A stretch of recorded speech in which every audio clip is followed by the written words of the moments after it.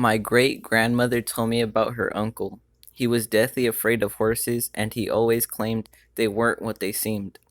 Apparently, when he was a boy, he was walking home alone, and as he came over the top of a hill, he looked down into the valley below. He saw two horses walking side by side on their hind legs, like people.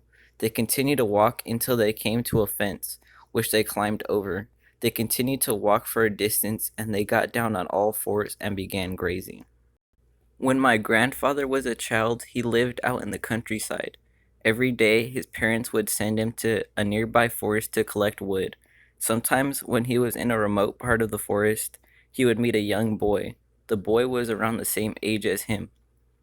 After a few days, my grandfather became friends with the boy, but the boy was very strange. He told my grandfather his name or where he came from. The boy would always appear abruptly out of nowhere and disappear abruptly when my grandfather had his back turned. Every time my grandfather went into the forest, he would meet the boy at the same spot. One day, my grandfather went to the spot looking for his new friend, but strangely, the boy never arrived.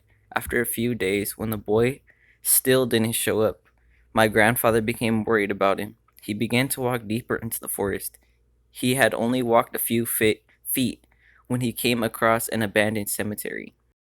My friend told me a story that happened to the mother of a friend of his.